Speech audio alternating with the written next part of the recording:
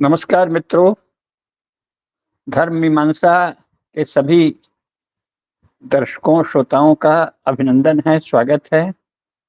ये भारत विद्यानाथ का YouTube channel है। हमारे युवा साथी जयराज इसको कोऑर्डिनेट करते हैं और मैं प्रोफेसर कुसुमलता केडिया जी तथा डॉक्टर शैलेंद्र कुमार जी इसके मुख्य वक्ताओं में से हैं। तो प्रारंभ करते हैं धर्मशास्त्रों की श्रृंखला में। आज ये बताते हैं कि मानव धर्म का क्या अर्थ है और वो कहाँ-कहाँ है। तो प्रारंभ करते हैं।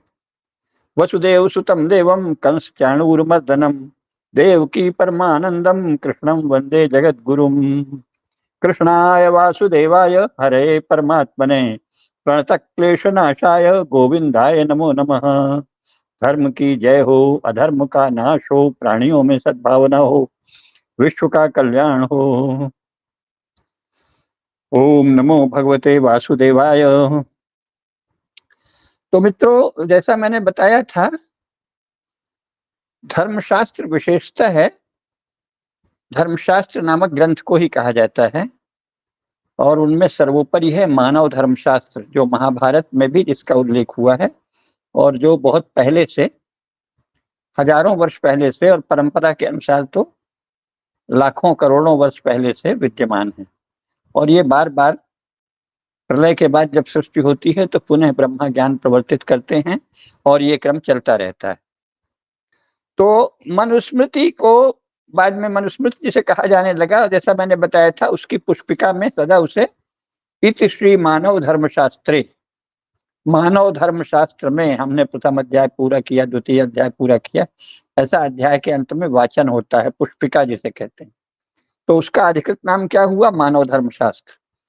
अब यहाँ प्रश्न ये समझने लायक है कि मानव धर्म शब्द क्या संसार में कहीं और भी है? तो कहीं नहीं है, ज्यादातर लोग जानते नहीं है। और भारत में तो विशेषकर भारत के शासकों ने सोवियत संघ का यानी स्टालिन लेनिन आदि का अनुकरण करने वाला जो शासन तंत्र यहाँ बनाया, उसका मूल उद्देश्य ही प्रजा को ठगना था, प्रजा को कुशिक्षित रखना और ठगना, चूंकि लेनिन स्टालिन ने यही किया था। तो इन्होंने क्या किया?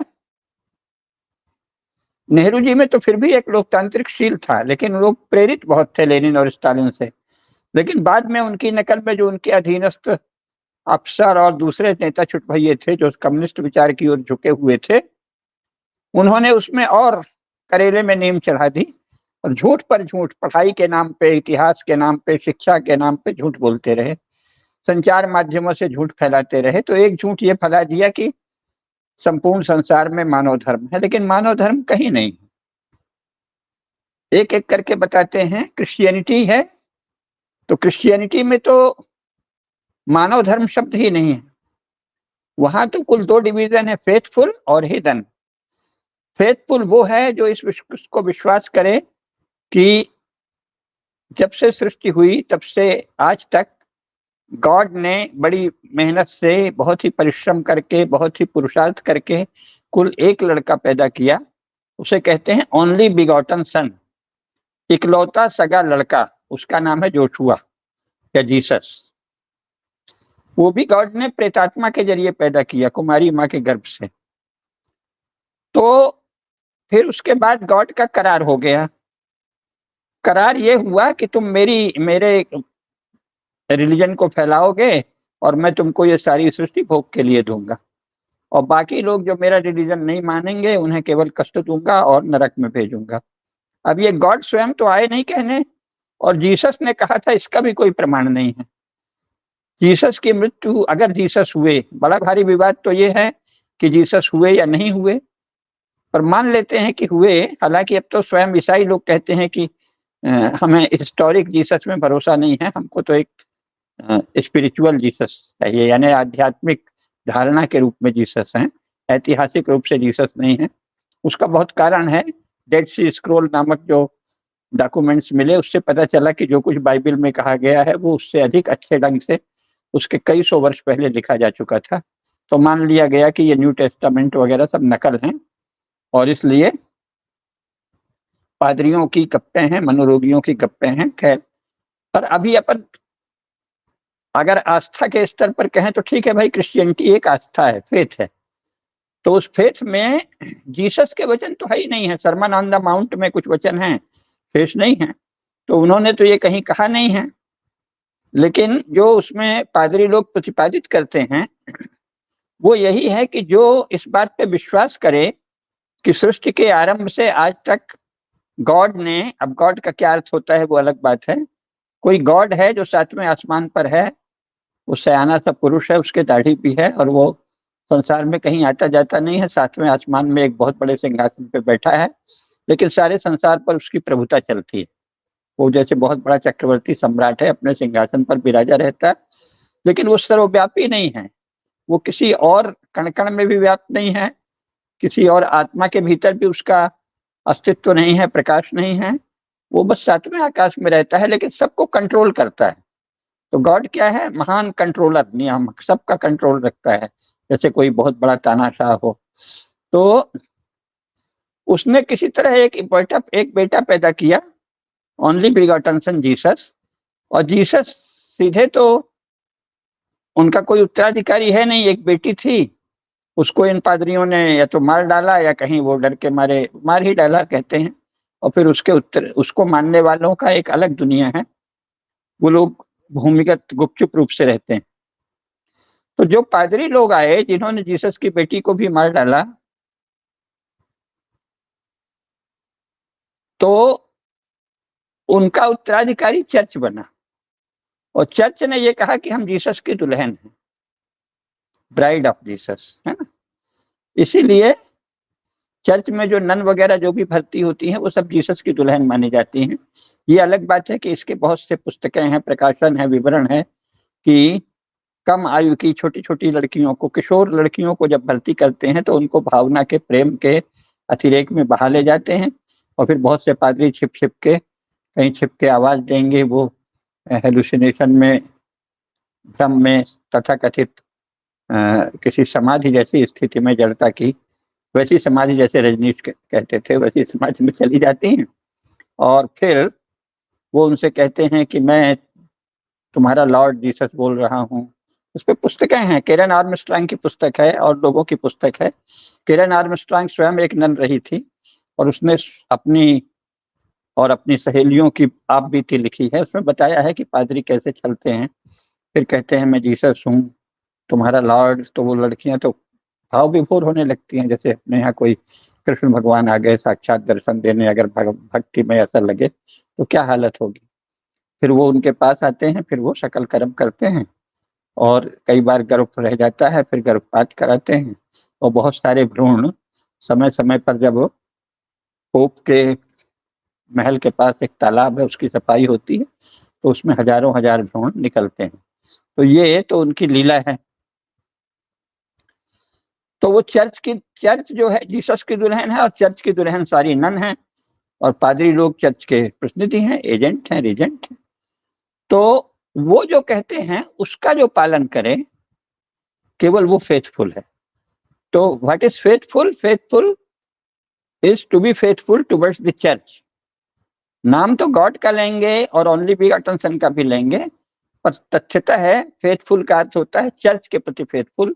जिसका अर्थ है कि चर्च में जो पोप हो और कोई पादरी हो, बिशप हो, बहुत सारे उनके वो हैं, पेरिश मोहल्ले के स्तर के चर्च से लेके डायोसी तक, और उसके बाद बिशप्स हैं और ऊपर बड़े पद हैं, उन सब का जो कहना माने, और अंत में व्यवहार में आ जाता है कि मोहल्ले के पादरी का जो कहना माने वो फेथफुल है।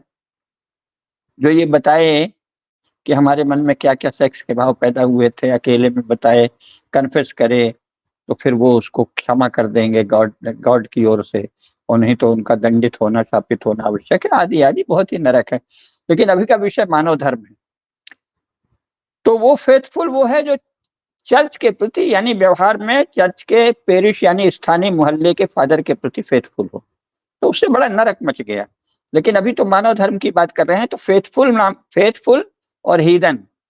जो फेथफुल नहीं है, जो चर्च के पादरी के प्रति आस्थावान नहीं है, और पादरी के बहाने जीसस और जीसस के पिताजी गॉड के प्रति आस्थावान नहीं है। अब ना तो वो कभी गॉड को देखता है, ना जीसस को देखता है, ना देखने की सामर्थ्य उसमें मानी जाती है। ये नहीं माना जाता कि ध्यान, समाधि, योग साधना, भक्ति आदि से हर आदमी जीसस की अनुभूति कर सकता है, नहीं। जीसस तो हुए और चले गए, वो बुक फॉर्म में है ना। जीसस ने जो कहा उसके लिए एक बुक है, उसका नाम है न्यू टेस्टामेंट या सुसमाचार नया या बाइबल। वो बुक ही जीसस का फॉर्म है या जीसस का प्रमाण है, और बुक ही गॉड का भी प्रमाण है। बुक से बाहर गॉड नहीं है और बुक से बाहर जीसस नहीं है। और उस बुक के प्रति फेथफुल कैसे होगे, तो जो आपके मोहल्ले का पेरिश का फादर ये कहेगा कि इसमें ये लिखा है और इसका ये अर्थ होता है, उसके प्रति फेथफुल हो तो फेथफुल है, और नहीं मानो तो हीदन हो, तुमको मारने का, पीटने का, जला देने का, दंडित करने का अधिकार है। और ये लगभग 800 वर्षों तक यही चला। 800 वर्षों तक चर्च ने ये फैलाया कि मनुष्य का मुख्य काम है गॉड से डरना और गॉड के प्रति ओबीडिएंट रहना और गॉड के सामने कन्फेस करना कि हमने मुख्यतः सेक्स की भावना कितने बार हमें पैदा हुई, क्योंकि वही मूल पाप है। और फिर कन्फेस करने से और चर्च की शरण में जाने से, चर्च का बपतिस्मा लेने से और चर्च की सर्विस करने से, यानी चर्च का साम्राज्य दुनिया में फैलाने की नेटवर्किंग में सहायक होने से सारे पाप माफ हो जाते हैं। तो ये फेथफुल के लिए है। और बाकी जो चर्च की शरण में नहीं आया, वो चाहे सत्यनिष्ठ है, सदाचारी है, उदार है, धर्मात्मा है, कुछ भी है, पर वो नरक में जाएगा और पापी है। और उसको फेथफुल लोग कभी भी मार सकते हैं, क्योंकि तुम तो हमारे पिता की शरण में नहीं आए और तुम तो प्रकाश से वंचित हो और तुम तो अभागे हो और तुम तो अंधकार में ग्रस्त हो। तो मानवता वहां नहीं है। संसार के सभी मनुष्य 2 या 3 भागों में विभाजित है। एक फेथफुल यानी क्रिश्चियन, यानी जो किसी चर्च की शरण में है, अर्थात व्यवहार में जो चर्च के अपने मोहल्ले के फादर की शरण में है, और मुंह से ये नहीं कहेगा कि हम फादर की शरण में है, मुंह से कहेगा कि हम चर्च की और जीसस की और होली घोस्ट की और जीसस के पिताजी गॉड की शरण में है। तो वो फेथफुल है। बस सदाचार का प्रमाण है फेथफुल होना। फेथफुल का लक्षण है चर्च की शरण में जाना। चर्च की शरण में जाने का अर्थ है मोहल्ले के फादर की आज्ञा मानना, और ये सदा कहना कि हम होली घोस्ट और होली सन और होली फादर की शरण में है, बस। और चर्च का साम्राज्य फैलाने में सहायक होना। तो ये क्या है? ये फेथफुल है। और जो ये नहीं करता वो हीदन है, वो दंडनीय है, क्योंकि वो शैतान का वाहक है, शैतान का माध्यम है। उसको मार देना चाहिए, जला देना चाहिए, उसकी भूमि पर कब्जा कर लेना चाहिए। भले उसने आपका कोई अपराध नहीं किया है, भले वो चुपचाप बैठा है और आपको कहता है कि ठीक है, आप होली घोस्ट और होली सन और होली फादर को मान लो, पर हम तो अपने देवी देवताओं को मानेंगे। आपका कोई नुकसान नहीं करता तो भी उसे जला देना चाहिए, मार देना चाहिए, नष्ट कर देना चाहिए। तो ये मानवता तो नहीं रही ना।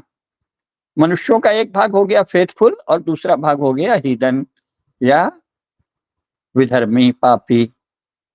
और पाप उसका और कुछ नहीं है सिवाय इसके कि वो मोहल्ले के चर्च में आस्था नहीं लाता, और मोहल्ले के चर्च में आस्था के जरिए पोप में आस्था नहीं लाता या अपने राष्ट्र के चर्च में आस्था नहीं लाता, और राष्ट्र में चर्च में आस्था के जरिए होली सन, होली फादर और होली घोस्ट में आस्था नहीं लाता। बस इतना पाप है।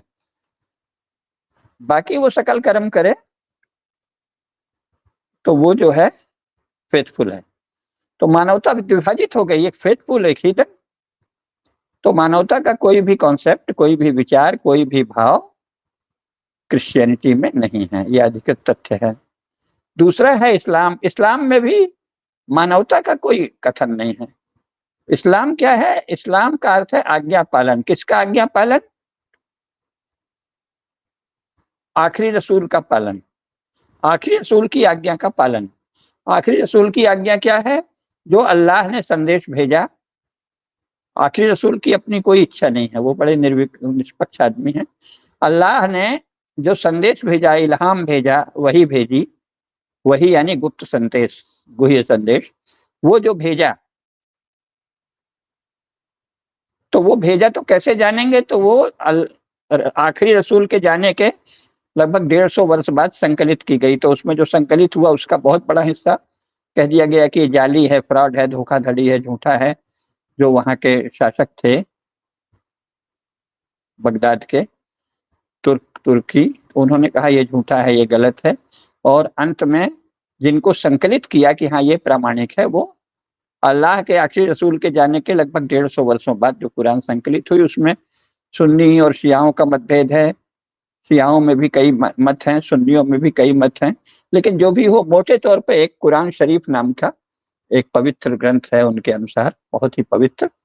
और वो वहाँ 7वें आसमान में जो एक लोहे की संदूक रखी है दिव्य, उसमें वो सुरक्षित है मूल। और उसका जो अंश यहाँ भेजा, तो वो जो लौह पट्टिका में जो सुरक्षित है, उसी का अंश भेजा। तो मुख्य बात यह है कि उसका सार ये है कि उसमें मोमिन का कॉन्सेप्ट है। केवल मनुष्य में कई तरह के मनुष्य उसमें बताए गए हैं, मानवता का कोई धर्म नहीं है, एक धर्म है मोमिन का। मोमिन का धर्म यह है कि अल्लाह के आखिरी रसूल ने वही के जरिए जो संदेश दिए, जैसा कि कुरान में संकलित हैं, उनका पूर्ण पालन करना, पूर्ण आज्ञाकारिता, पूर्ण समर्पण। तो वो मनुष्य मोमिन है जो अल्लाह के आखिरी रसूल को अल्लाह से प्राप्त गुप्त संकेतों के संकलित स्वरूप कुरान शरीफ के अनुसार पूर्णतः आचरण करता है। अब कुरान शरीफ हमने पढ़ी है और लोगों ने भी पढ़ी है, तो कुरान शरीफ में कुछ बहुत अच्छी बातें भी हैं, लेकिन और ऐसी बातें हैं, अच्छी या बुरी तो उसे क्यों कहें, क्योंकि जो धर्म का मामला है उसमें हम कौन होते हैं अच्छा बुरा कहने वाले। लेकिन उसमें जो है वैसा जीवन जीना आज के समय असंभव है। उस पर हमने अलग पुस्तक भी लिखी है। मुसलमान तो है, कुरान तो है पर मुसलमान कोई नहीं, है ना। कुरान तो है पर मुसलमान कोई नहीं, हमारी पुस्तक में हमने विस्तार से बताया है कि जैसा कुरान शरीफ है अभी उपलब्ध, सर्वसम्मत या व्यापक सर्वसम्मति जिसके पक्ष में है, कुछ अपवादों को छोड़ के, उस कुरान के अनुसार जीवन जीने वाले इस धरती में 2000 लोग भी नहीं होंगे, क्योंकि उसमें बहुत सी चीजों का निषेध है। शराब या किसी प्रकार के नशे का निषेध है, और चिड़िया और किसी आदमी या किसी का चित्र बनाने का निषेध है, अपना फोटो रखने का भी निषेध है। तो आजकल तो सब आधार कार्ड और कंप्यूटर और सभी कुछ सब में चित्र होता है, तो वो सब तो मोमिन नहीं है। तो मोमिन वो है जो अल्लाह के आखिरी रसूल को अल्लाह से प्राप्त वही या दिव्य संकेतों के अनुसार, जैसा कि वो कुरान में संकलित है, आचरण करे। ऐसे भारत या विश्व में 2000 लोग भी नहीं है। तो एक तो मोमिन है, केवल वही, उसी को अधिकार दिए गए हैं, वही स्वर्ग जाएगा, जन्नत जाएगा। इसके बाद मुनाफिकीन है, जो कहता है कि हम अल्लाह पर और आखिरी रसूल पर ईमान लाते हैं। ईमान शब्द भी मुसलमानों का है। देखिए, हिंदुओं को शब्द नहीं पता। ईमान, अपने को ईमानदार कभी नहीं कहना चाहिए, ये गलत अनुवाद है। ईमान का अर्थ होता है अल्लाह और उनके आखिरी रसूल के आखिरी रसूल होने पर ईमान लाए। तो ईमान तो वही है जो ये माने कि अल्लाह के आखिरी रसूल हुए हैं। तो गांधी जी ईमानदार नहीं थे, क्योंकि गांधी जी ने साफ कहा कि मैं ये नहीं मानता कि पैगंबर मोहम्मद आखिरी रसूल हैं। इसीलिए मुसलमानों की बहुत ज्यादा सेवा की गांधी जी ने। कहा भी कि मैंने तो मुसलमानों के सामने अपना सर रख दिया है, फिर भी मुसलमान उनसे कभी खुश नहीं हुए, क्योंकि जो उनकी मूल प्रतिज्ञा है कि अल्लाह के आखिरी रसूल हैं हजरत मोहम्मद पैगंबर, उसको गांधी जी ने साफ साफ नकारा और ये कहा कि इस्लाम तो तलवार के बल पर फैला है। तो इससे सारे मुसलमान उनसे नाराज हो गए। फालतू के पंगा नहीं लेना था, कहना था भाई हम नहीं जानते इस्लाम के बारे में। जैसे हम लोग कहते हैं भाई जो लिखा है, जो वो कहते हैं वही सत्य है, हम क्या बताएं कि क्या है, जब वो बता रहे हैं तो वही है। तो गांधी जी ने कहा कि नहीं, इस्लाम के जो पैगंबर हैं वो अल्लाह के आखिरी रसूल नहीं हैं, अब आगे भी रसूल आते रहेंगे। तो इससे मुसलमान उनसे मन ही मन नाराज हो गए। तो मोमिन है, मोमिन तो दुनिया में 2000-3000 भी नहीं होंगे। इसके बाद मुनाफिकीन है, जो कहते हैं कि हम अल्लाह और उनके आखिरी रसूल पे ईमान लाते हैं। ईमान मुसलमानों का शब्द है ना। जो गैर मुसलमान कहता है कि हम ईमानदार हैं, वो अपने को गाली देता है। कभी मनुष्य को ईमानदार नहीं कहना चाहिए, स्वयं को निष्ठावान, सत्यनिष्ठ ये कहना चाहिए। कभी भी ये नहीं कहना चाहिए कि मैं ईमानदार हूँ, मेरा भाई ईमानदार है, मेरा दोस्त ईमानदार है, मेरे पिता ईमानदार है, मेरी माता ईमानदार है। ये सब गंदी गालियां नहीं देना चाहिए। निष्ठावान, सत्यनिष्ठ, सदाचारी आदि कहना चाहिए। तो जो ऐसे लोग हैं जो अल्लाह और उनके आखिरी रसूल में कहते हैं कि हम ईमान लाते हैं, पर लाते नहीं। शराब पीते हैं, फोटो खींचते खिंचाते हैं, फोटो वाली किताबें घर में रखते हैं, नाचते गाते हैं, अल्लाह के स्मरण के अतिरिक्त अन्य गाने गाते हैं, किसी मंदिर में चले जाएंगे, भजन सुनेंगे, तो वो सब क्या है? वो तो सब मुनाफिकीन हो गए ना। तो मुनाफिकीन को बहुत कड़ी सजा है कुरान में, सबसे कड़ी दोजख, सबसे भयंकर नरक यातना मुनाफिक को दी जाएगी। तो मानव धर्म नहीं हुए ना, वो मनुष्य नहीं है। मोमिन जो है वो पूर्ण मनुष्य है, मोमिन अच्छा मनुष्य है। इसके बाद मुनाफिक दंडनीय या बुरे मनुष्य हैं, केवल इस बात पर कि वो अल्लाह और उनके आखिरी रसूल पर ईमान लाते हैं। सच्चा ईमान लाते हैं कि नकली ईमान लाते हैं? तो सच्चा ईमान लाए यानी वैसा जीवन जिए, वो हुआ मोमिन। जो झूठा ईमान लाए और मनमानी जीवन जिए, कहीं शराब पिए, कहीं गांजा बीड़ी भांग, कहीं सिनेमा में जाए, कहीं नाचे गाए, ये जितने एक्टर एक्ट्रेस वगैरह हैं मुसलमान जो अपने आप को कहीं हिंदू नाम रख लेते हैं, कहीं कुछ, ये सब मुनाफिक हैं और इनके लिए घोर नरक की यातना है। और कोड़ों की सजा भी है, 100 कोड़े की सजा शराब पीने पे, ऐसे अलग अलग सजाएं। खैर अभी वो मानव धर्म के संदर्भ में यह है कि वो मनुष्य नहीं है। मोमिन एक अलग श्रेणी का मनुष्य, मुनाफिक अलग है। और फिर मुशरिक हैं। तो मुशरिक वो हैं जो अल्लाह को भी मानते हैं लेकिन साथ में कह दें कि हम गॉड को भी मानते हैं, है?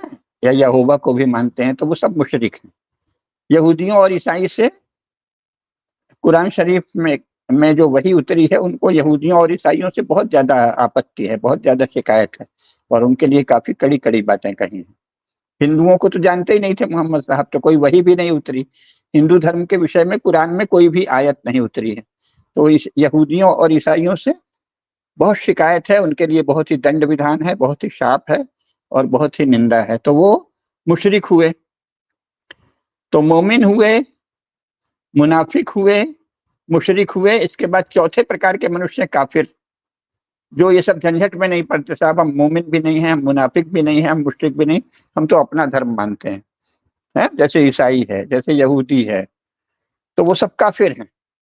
तो 4 प्रकार के मनुष्य वर्णित है इस्लाम में, तो मानव धर्म वहां भी नहीं वर्णित है। तब मानव धर्म कहाँ वर्णित है? केवल सनातन धर्म के शास्त्रों में। मनुस्मृति का नाम ही है मानव धर्म शास्त्र, यानी जो सनातन धर्म के ग्रंथ हैं, सबसे महत्वपूर्ण धर्माचरण का निर्देश देता हुआ जो पवित्र ग्रंथ है, उसका नाम है मानव धर्म शास्त्र। और उसमें बताया भी वही गया है, जैसा मैंने कल बताया था पिछले व्याख्यान में, कि 10 जो हैं मानव धर्म, मनुष्य के लिए 10 ऐसे धर्म हैं जो सामान्य धर्म है।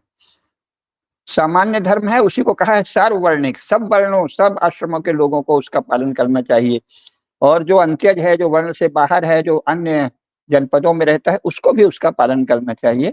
तो वो सार्ववर्णिक है, सार्वदेशिक है, इसीलिए उसको सामासिक भी कहा गया है। तो सामासिक धर्म यानी जो सब समाज, सब में, सबके लिए जो धर्म है। मानव धर्म सार्ववर्णिक है, सार्वदेशिक है, सामासिक है, और इसीलिए सामान्य धर्म है। यानी मनुष्य मात्र में जो जिन चीजों का पालन सामान्य है, जनरल है, व्यापक है, यानी वो आधार है, उसे कहते हैं मानव धर्म। और वो क्या है? धृति क्षमा दम औस्तेयम शौचम इंद्रिय निग्रह धीर विद्या सत्यम अक्रोध दशकम धर्म लक्षणम। तो ये तो केवल अपने यहाँ ही कहा है। तो फिर आप कहेंगे ये मानववाद, मानववाद हम बहुत सुनते हैं, ये क्या है? हाँ है मानव धर्म। मानववाद अभी 20वीं शताब्दी ईस्वी में यूरोप में पैदा हुआ एक विचार है। किनके द्वारा विचार है? जब बहुत बड़े बड़े दार्शनिक जैसे बर्ट्रैंड रसल हैं, उन्होंने कहा भाई मैं तो क्रिश्चियन नहीं हूं। एक उनका व्याख्यान है जो पुस्तकाकार प्रकाशित है, why I am not a Christian. ये किसने लिखा है? बर्ट्रैंड रसल ने, उनका भाषण है। इसी प्रकार बड़े बड़े दार्शनिक और बड़े बड़े वैज्ञानिकों ने यूरोप में कहा कि वी आर नॉट क्रिश्चियन। हम एक सर्वव्यापी दिव्य सत्ता पे भरोसा करते हैं, लेकिन एक ईसाइयों का पर्सनल गॉड जो 7वें आसमान में बैठा है और जो केवल फेथफुल क्रिश्चियन के प्रति दयालु है, अन्यों के प्रति क्रूर है, कठोर है, सजा देता है, उनसे नाराज रहता है, ऐसे किसी गॉड को हम नहीं मानते। लेकिन एक डिवाइन पावर है, एक सर्वव्यापी सत्ता है, एक परम सत्ता है, एक दिव्य सत्ता है, सर्वत्र व्याप्त है, कण कण में व्याप्त है, यूनिवर्स में व्याप्त है, यूनिवर्स से परे जो अन्य यूनिवर्स हैं, जो होल समग्र ब्रह्मांड है, अनेक ब्रह्मांड हैं, सब में व्याप्त है, ऐसी एक सत्ता को हम मानते हैं। तो वैज्ञानिक भी नास्तिक नहीं है, वो लोग उनको एथिस्ट कहते हैं। तो हमारे यहाँ मूर्खों ने क्या अनुवाद कर दिया, नास्तिक। एथीइस्ट, थी का मतलब होता है, थी का मतलब ईश्वर नहीं होता, थी माने गॉड की ओर जाने वाला पंथ, उसको कहते हैं थी। गॉड की ओर जाने वाले पंथ की जो विद्या है उसको कहते हैं थियोलॉजी। थियोलॉजी, चर्च की थियोलॉजी ही बेस है। तो थी या थियो, थियो माने गॉड की ओर जाने वाले पंथ से के बारे में विद्या, जो बताती है कि गॉड की ओर जाने वाला पंथ क्या क्या है, उसके क्या लक्षण है, उसको कहते हैं थी। तो थियोलॉजी जो है मोनोथीइस्ट, माने एकमात्र हमारा ही रास्ता, जो हम बताते हैं कि होली सन, होली गॉड, होली घोस्ट और चर्च के जरिए ही तुमको लिबरेशन मिलेगा मरने के बाद, एक दिन लास्ट डे ऑफ जजमेंट में, और अन्य सब लोग एटर्नल हेल में जाएंगे।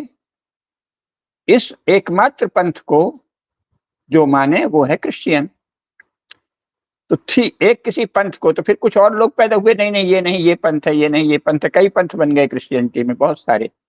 तो बहुत सारी थियोलॉजीज हो गई, तो उसमें बहुत सारे गॉड नहीं हुए, सब लोग जीसस को मानते हैं, जीसस के पिता को मानते हैं, होली घोस्ट को मानते हैं, ट्रिनिटी को मानते हैं, यानी होली सन, होली घोस्ट, होली गॉड, इसको, इन तीनों को, ट्रिनिटी को सब लोग मानते हैं। सैकड़ों लोग मानते हैं ईसाइयों में, फिर भी उनकी सैकड़ों थियोलॉजी है। तो अगर जो लोग मोनोथीस्ट का समझते हैं कि एक ईश्वरवाद, वो कितने मूर्ख हैं। क्रिश्चियन अकेले कम से कम 100 थियोलॉजी को मानते हैं, 100 थियोलॉजी। 100 गॉड को नहीं मानते, वो अपना एक ही गॉड मानते हैं। 100 जीसस को नहीं मानते, एक ही जीसस हुआ है, the only begotten son. 100 holy ghost को नहीं मानते, एक ही होली घोस्ट है जिसने कुमारी माँ के पेट में बच्चे को गर्भ धारण कराया था, कुमारी माँ से मिला और उसमें बीज डाल दिया, तो उसी से ओनली बिगॉटन सन पैदा हुआ। तो एक ही होली घोस्ट है, एक ही होली सन है, एक ही होली फादर है, लेकिन थियोलॉजी सब है, क्योंकि थी का अर्थ क्या है, पंथ। तो ईसाइयत कहती है कि एक ही पंथ है, लेकिन फिर उसे एक पंथ की 100 थियोलॉजी हो गई, यानी 100 पंथ हो गए। तो पादरी क्या कहते हैं, एथीस्ट क्या है जो हम बता रहे थे। एथीस्ट जब कहते हैं वैज्ञानिकों को, तो उसका अर्थ है कि वो किसी थियोलॉजी को नहीं मानते, वो मानते हैं कि भाई एक डिवाइन पावर है, एक सर्वव्यापी परम सत्ता है, हम उसको जानने की कोशिश कर सकते हैं, जान सकते हैं, जानने की अनंत विधियां हो सकती हैं, हजारों विधियां हो सकती हैं। हम किसी एक थियोलॉजी को नहीं मानते कि बस इसी थियोलॉजी से गॉड मिलेगा, इसी थियोलॉजी से गॉड का नॉलेज मिलेगा, इसी थियोलॉजी से डिवाइन पावर का नॉलेज मिलेगा, इसी थियोलॉजी से एटर्नल ट्रूथ और जो संसार का परम सत्य है, जो संपूर्ण ब्रह्मांड का परम सत्य है, वो किसी एक थियोलॉजी से मिलेगा, इसे नहीं मानते। इसलिए उनको क्या कहते हैं, एथीस्ट। एथीस्ट, ए माने ना, नहीं, थीइस्ट, जो किसी पंथ विशेष को नहीं मानता, अपंथवादी है, जो ये नहीं कहता कि बस पंथवादी यानी उसका अपना पंथ हो सकता है, पर ये नहीं कहता केवल मेरा पंथ सही है, उसे एथीस्ट कहते हैं। पादरी और पादरियों के हिंदू चेले इतने मूर्ख और बदमाश हैं कि उन्होंने जो डिक्शनरी है भारत में, उसमें एथीस्ट का अर्थ नास्तिक कर दिया है और कह दिया कि सब वैज्ञानिक नास्तिक हैं। और भारत में अधिकांश पढ़े लिखे लोग सोचते हैं वैज्ञानिक तो नास्तिक होता है। अरे कोई वैज्ञानिक नास्तिक नहीं है, वो सब हिंदू धर्म की चेतना के निकट हैं। वो मानते हैं कि एक परम सत्ता है, एक ब्रह्मांडीय सत्ता है, एक सर्वव्यापी सत्ता है, उसका कोई एकमात्र मार्ग, कोई एक थियोलॉजी, कोई मोनोथियोलॉजी नहीं हो सकती। इस अर्थ में वो एथीस्ट हैं। तो एथीस्ट का अनुवाद क्या होगा, अपंथवादी।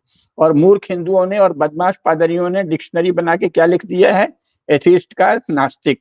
और हमारे यहाँ भी लोग नास्तिक नास्तिक नास्तिक, वो नास्तिक नहीं है, वो दिव्य सत्ता में विश्वास करते हैं। तो मुख्य बात यह है कि जो एथीस्ट है वो भी मनुष्य है, और जो थीइस्ट है, किसी थियोलॉजी में विश्वास करता है, वो भी मनुष्य। इसको क्रिश्चियनिटी नहीं मानती, वो मानती है कि जो थियोलॉजी में फेथफुल है वो तो पूरा मनुष्य है, और बाकी सब जो हैं वो अभी अविकसित मनुष्य है। तो जब बर्टन रसल और हजारों दार्शनिक और वैज्ञानिक एथीस्ट हुए, तो उन्होंने कहा फिर अब क्या करें भाई, दिव्य सत्ता के विषय में कुछ तो बताना होगा। तो उन्होंने कहा कि हम मानववादी हैं, अर्थात हम ये मानते हैं कि सभी मनुष्यों में एक दिव्य सत्ता है, और उनके लिए कुछ नैतिक आधार सर्वमान्य करने होंगे, तो उस नैतिक आधार का प्रतिपादन करने लगे। लेकिन वो मानववाद 20वीं शताब्दी ईस्वी में अभी 1960 के आसपास फैला है, और उसके अनुयायी संपूर्ण यूरोप में लगभग 1.5 से 2 लाख हैं। कुल करोड़ों की आबादी में 2 लाख हैं, बहुत हो गया तो 50 लाख 20 लाख निकल आएंगे, मालूम नहीं, ज्ञात रूप में 2 लाख ही हैं। लेकिन वो सब बड़े प्रभावशाली लोग हैं। उसमें कोई वैज्ञानिक है, कोई दार्शनिक है, कोई बड़े पद पर है, संयुक्त राष्ट्र संघ में पदों पर हैं, उनका हमने अपनी पुस्तक में नाम दिया है। ये जो पुस्तक है ना, अद्वितीय धर्मशास्त्र, इसमें अद्वितीय धर्मशास्त्र पुस्तक में उनके बारे में खूब अच्छे से दिया है, अभी पढ़ के नहीं बता रहे हैं। बड़े बड़े नाम उनके दिए हैं, संयुक्त राष्ट्र संघ में हैं, विश्व बैंक में हैं, विश्व स्वास्थ्य संगठन में हैं, नासा में हैं। ऐसे मानववादी हैं, लेकिन ऐसे मानववादी कुल मिलाकर गिने चुने हैं। बहुत उच्च कोटि के वैज्ञानिक और प्रबुद्ध दार्शनिक और बहुत ही विवेकवान सुसंस्कृत लोग मानववादी हैं। तो ये मानववाद अभी नया नया मुश्किल से 70-80 साल का विचार है यूरोप में। इसके अतिरिक्त कोई मानववाद दुनिया में कहीं नहीं है सिवाय सनातन धर्म के शास्त्र में। तो इसलिए जब लोग कहते हैं ना हम तो इंसानियत को मानते हैं, तो वो या तो महामूर्ख होते हैं या बदमाश, क्योंकि इंसानियत की कोई किताब नहीं लिखी गई है कि इंसानियत माने क्या। या कुछ कहते हैं हम तो मानव धर्म मानते हैं। ये सब हिंदुओं में, मूर्ख हिंदुओं में इसकी बड़ी होड़ है, हम तो मानव धर्म मानते हैं। अरे मूर्ख, तो मानव धर्म लिखा कहाँ है सिवाय मनुष्य? नहीं नहीं, हम तो मनुस्मृति को नहीं मानते, हम तो हिंदू धर्म को नहीं मानते। हिंदू हिंदू क्या होता है, हम तो मानव धर्म मानते हैं। उल्लू के पट्टे, तू बता कि कहाँ और लिखा है मानव धर्म। मानवतावाद अभी बना है, एक विश्व मानवतावादी संगठन बना है, लेकिन ये सब कितनी बात है, 70 साल के भीतर की बात है। और अभी उसके कुल सदस्य कितने हैं? कुछ लाखों में मुश्किल से। बाकी तो सारा संसार या तो मुसलमान है या ईसाई है या फिर अपने अपने सनातन धर्म की पुरानी शाखाओं का अनुयायी है। संसार में सबसे अधिक अनुयायी किसके हैं? सनातन धर्म के। एक तो भारत में ही 100 करोड़ हैं सनातन धर्म के अनुयायी।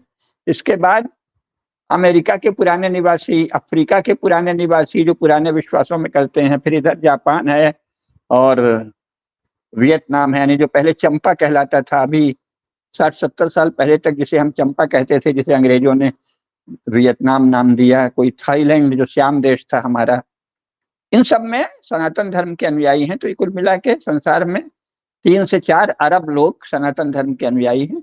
वो तो मानव धर्म में विश्वास करते हैं, लेकिन उनकी कोई पुस्तकें किसी भाषा में होंगी तो अंग्रेजी में अभी उनका ट्रांसलेशन नहीं हुआ है, हम सारी भाषाएं नहीं जानते।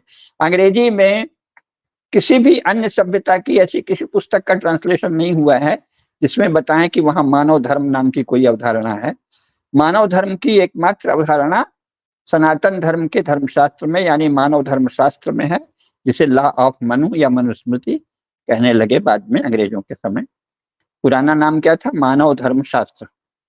तो मानव धर्म केवल हिंदू धर्म है, मानव धर्म का प्रतिपादन केवल हिंदू धर्म में है, मानव धर्म के नाम से शास्त्र केवल हिंदुओं में है, हिंदू मानव धर्म शास्त्र यानी लॉ ऑफ मनु, और मानवता के सारे लक्षणों का सांगोपांग विश्लेषण और विवेचन केवल हिंदू धर्म में हुआ है, केवल सनातन धर्म में हुआ है। तो ये जानना चाहिए। तो धर्मशास्त्रों का महत्व ये है कि जब आप सनातन के धर्मशास्त्रों को जानेंगे तो आप मानव धर्म को जान सकेंगे। आप ये जान सकेंगे कि विश्व के संपूर्ण मनुष्यों को किन किन गुणों और विशेषताओं का पालन कैसे करना चाहिए, सदाचार क्या है, ये लोक और परलोक कैसे सुधरेगा, जीवन में अभ्युदय और निश्रेयस कैसे प्राप्त होगा, सारे विश्व में शांति, कल्याण और सुख और समृद्धि कैसे रहेगी, ये सब कौन बताएगा? मानव धर्मशास्त्र। मानव धर्मशास्त्र किसकी पुस्तक है? हिंदू धर्म की। तो मानव धर्म का प्रतिपादन कहाँ हुआ है? केवल हिंदू धर्म में। ये जानना चाहिए। इसीलिए हिंदू धर्म के धर्मशास्त्रों का अध्ययन सबको करना चाहिए। लेकिन जो पिछले जन्मों के पुण्य स्वरूप हिंदू धर्म घर में पैदा हुआ है उसे तो अवश्य करना चाहिए। अगर वो हिंदू घरों में उत्पन्न होकर भी मानव धर्म शास्त्र और हिंदू धर्म के शास्त्रों को नहीं जानेगा तो उसका अगला जन्म कहीं भी हो सकता है, किसी कृतज्ञ जीव के रूप में। किसी कुत्ता तो नहीं हो सकते, कुत्ता तो वफादार होता है। कोई और कृतज्ञ अगर होते हों जीव, प्रायः जीव कृतज्ञ नहीं होते, तो वो क्या बनेगा? कोई जड़ बनेगा, कोई जंगम बनेगा, कोई पेड़ पौध कहाँ पता नहीं, पर उसकी दुर्गति होगी।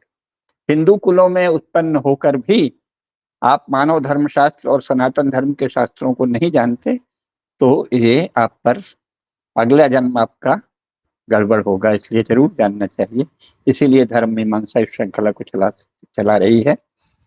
जय श्री राम। धर्म की जय हो, अधर्म का नाश हो, प्राणियों में सद्भावना हो, विश्व का कल्याण हो। नमः पार्वती पतये, हर हर महादेव।